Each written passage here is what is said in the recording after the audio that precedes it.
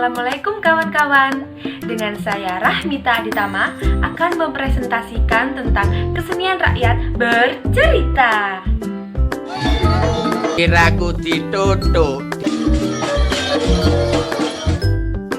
Nah, di video kali ini kita akan membahas tentang apa sih kesenian rakyat bercerita itu, kemudian apa saja jenis-jenisnya, apa ciri-cirinya. Nah, untuk menjawab pertanyaan itu semua, mari kita simak video PowerPoint berikut ini. Kesenian rakyat bercerita. Nah, kalian tahu nggak apa sih kesenian rakyat bercerita itu? Nah, sebelum kita membahas tentang kesenian rakyat bercerita, alangkah baiknya kita membahas terlebih dahulu tentang seni pertunjukan tradisional. Yang pertama, pengertian seni pertunjukan tradisional, ciri-ciri seni tradisional, jenis-jenis seni pertunjukan tradisional, pengertian kesenian rakyat bercerita, jenis-jenis kesenian rakyat bercerita, ruang lingkup kesenian rakyat bercerita, contoh kesenian rakyat bercerita di wilayah setempat, dan kesenian rakyat sebagai ikon wisata. Yang pertama, pengertian seni pertunjukan tradisional. Seni tradisional adalah sebuah karya yang memiliki nilai estetika dan keteguhan terhadap tradisi yang melekat pada kehidupan masyarakat di daerah tertentu dengan ciri khas masing-masing. Yang kedua adalah ciri-ciri seni tradisional. Yang pertama, terikat pada pakem-pakem tertentu. Kalian tahu nggak pakem itu apa? Jadi, pakem adalah aturan-aturan yang mengikat sebuah seni pertunjukan yang harus dilakukan dan tidak dapat ditinggalkan. Yang kedua, bersifat statis, yakni bersifat tetap dan tidak dapat diperbarui. Yang ketiga, cerminan budaya kehidupan masyarakat. Yang keempat, memiliki ciri-ciri khusus pada suatu daerah. Jadi di setiap daerah akan memiliki ciri-ciri khusus dalam seni pertunjukan tersebut. Kelima, diciptakan berdasarkan filosofi dan kebudayaan tertentu. Jadi pada setiap seni pertunjukan akan memiliki nilai-nilai atau arti-arti tertentu dalam setiap adegan atau gerakannya. Yang terakhir, terbatas pada lingkungan. Nah, ini ada sangkut pautnya dengan ciri-ciri khusus pada suatu daerah. Yang ketiga, ada jenis-jenis seni pertunjukan tradisional. Yang pertama ada seni tari, yang kedua ada seni musik, dan yang ketiga ada seni teater. Seni tari tradisional merupakan tarian yang berasal dari masyarakat di daerah tertentu yang bersifat turun-menurun dan menjadi budaya pada masyarakat tersebut. Sedangkan musik tradisional merupakan kesenian yang memainkan alat musik tradisi pada suatu daerah. Seni teater merupakan suatu pertunjukan yang menampilkan cerita rakyat yang berkembang di masyarakat tersebut, di mana pemainnya juga berasal dari daerah tersebut. Selanjutnya kita akan membahas tentang macam-macam seni tari tradisional. Yang pertama ada tari klasik. Tari klasik merupakan tarian yang diwariskan secara turun-menurun di kalangan bangsawan. Tarian ini biasa ditampilkan di kawasan keraton. Gerakannya pakem, setiap gerakannya mengandung makna tertentu dan memiliki nilai seni yang tinggi. Contohnya tari gambyong. Yang kedua ada tari kreasi baru.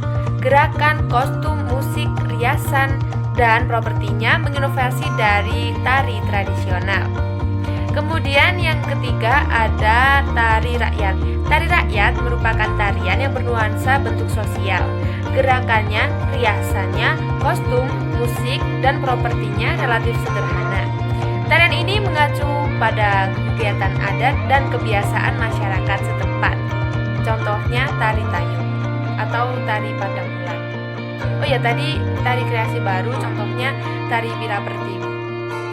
Selanjutnya kita akan membahas tentang jenis-jenis seni musik tradisional.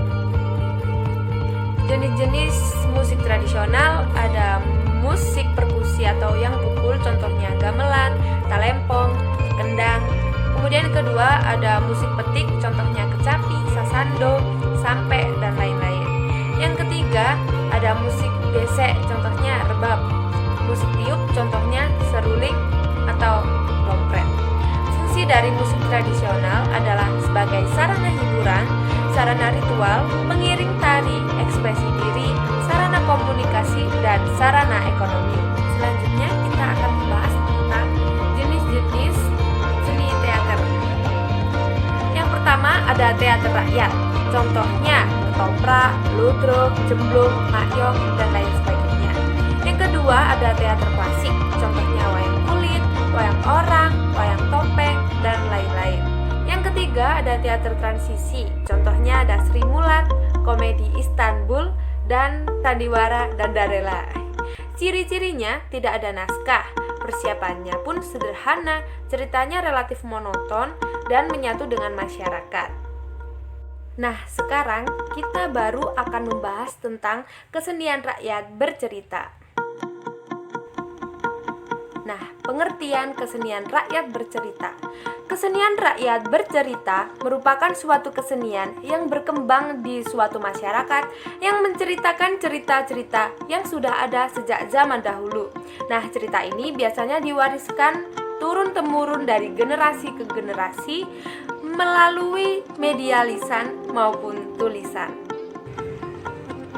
Poin 5, jenis-jenis kesenian rakyat bercerita.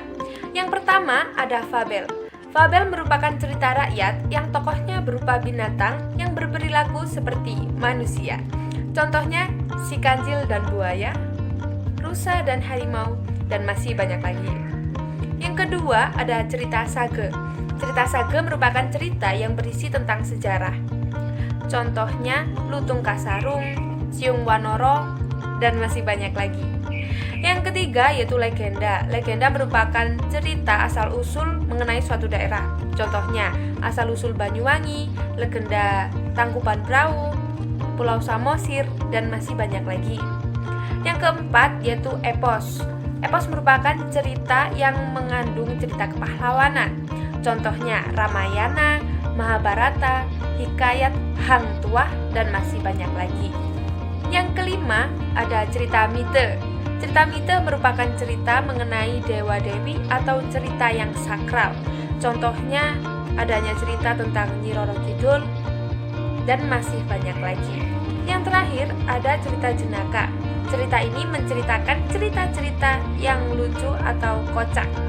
Nah, contohnya cerita Pak Belalang, Si Kabayan, Abu Nawas, dan masih banyak lagi.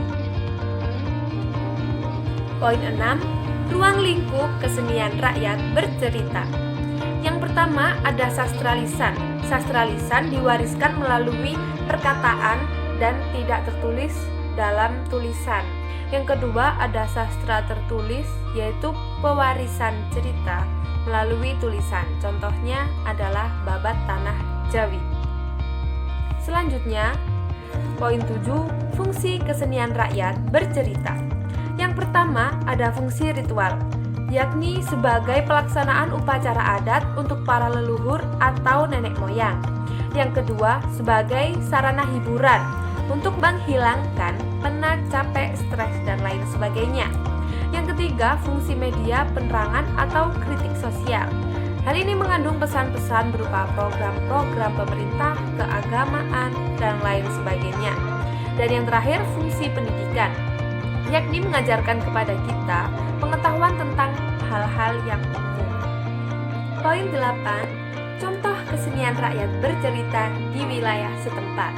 Nah, berhubung saya berasal dari Malang, maka saya akan mengangkat tentang asal-usul sumber Jenon yang ada di Tajinan, Malang. Jadi ceritanya seperti ini kawan. Pada suatu masa, hiduplah sepasang suami istri bernama Rantung Grati atau Mbah Wiro dan istrinya yang bernama Irogat atau Mbah Iro. Mereka berdua sedang melarikan diri dari kerajaan Mataram yang sedang berperang. Kemudian mereka masuk hutan di sekitar Gunung Ronggo dan memulai kehidupan barunya di sana. Mereka bercocok tanam, membangun rumah gubuk untuk sementara di sana, beternak, dan lain sebagainya. Karena musim kemarau yang sangat panjang, tanaman mereka pun mati karena kekurangan air. Mereka pun juga kekurangan bahan makanan. Oleh sebab itu, Mbah Wiro pergi ke atas bukit untuk bertapa.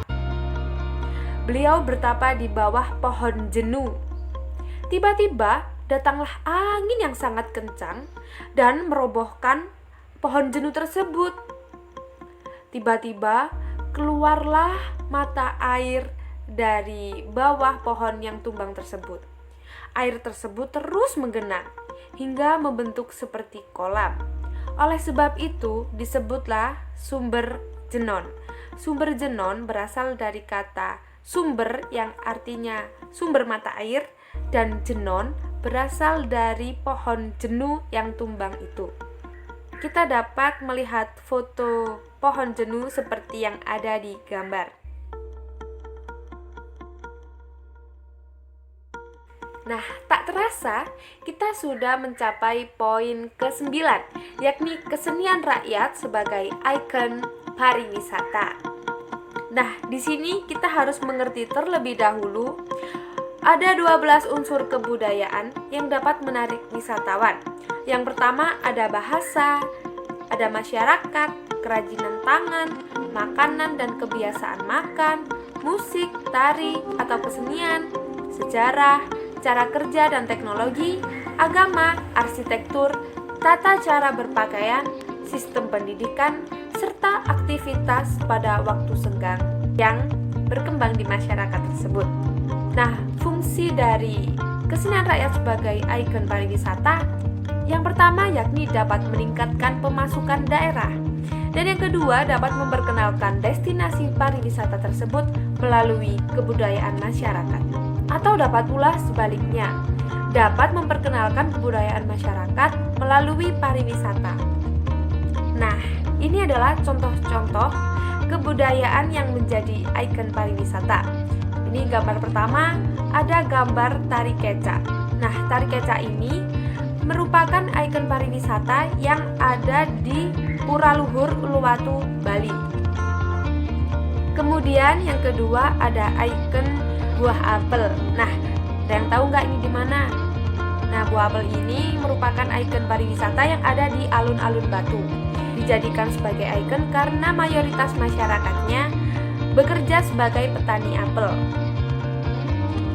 Yang ketiga, ada ikon orang yang sedang menari tari gandrung. Sudah pasti, tempat pariwisata ini berada di Banyuwangi, tepatnya di Watu Dodol. Yang keempat, ada Kampung Inggris yang ada di Pari. Kampung Inggris ini yang menjadi ikon pariwisatanya adalah bahasanya yang menggunakan bahasa Inggris. Sudah selesai. Terima kasih kawan-kawan karena telah berkenan menonton video ini sampai selesai. Jangan lupa untuk di like, di komen, dan di subscribe jika kamu menyukai video ini. Bye!